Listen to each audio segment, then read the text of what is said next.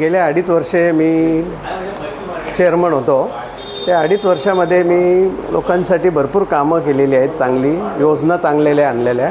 Passbook system ही पारदर्शकपणाचं एक ज्वलंत उदाहरण आहे. पासबुक सिस्टीम चालू केल्यामुळे तिथे कोणत्याही प्रकारचा भ्रष्टाचार हे काही नाही. आधी आरोप व्हायचे का हे होतात, भ्रष्टाचार होतात, तसं काही होत नाही. आम्ही पासबुक सिस्टीम चालू केलेली आहे.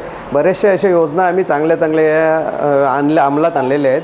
त्यामुळे आम्हाला लोकांनी आमच्यावर विश्वास ठेवून आम्हाला निवडून दिलेलं आहे. अजून आहे ना लोनचं जास्त, आता 5 लाख सध्या, आता 4 लाख लोन होते आधी. आता पहिल्याच मिटिंगला आम्ही 1 लाख रुपये लोनचं वाढवलेले आहे. 5 लाख सरसकट लोन केलेले आहे. कल्याणच्या कर्मचाऱ्यांसाठी आम्ही ती सुविधा करणार आहोत. ऑफिसचं जागा आम्ही शोधतोय, तिथं सुरू करणार आहोत.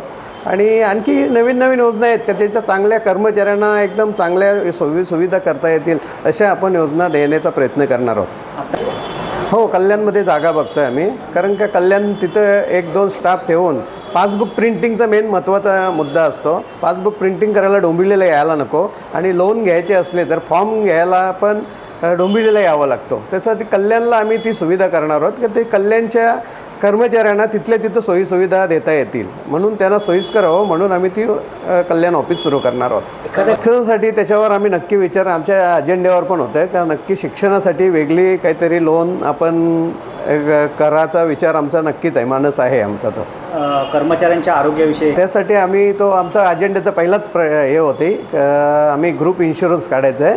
ग्रुप इन्शुरन्स काढून त्यामध्ये कर्मचाऱ्याचाही फायदा आहे, आमची लोन पण वसूल होईल आणि कर्मचाऱ्यांना पण फायदा होणार आहे. का असं पण आम्ही लोन आम्ही दिल्यावर मयत झाला कर्मचारी त्याचं व्याज आम्ही माफ करतो, पण तेही नाही करता यावं, लोन पूर्ण माफ होईल म्हणून आम्ही ग्रुप इन्शुरन्सची योजना आणणार आहोत.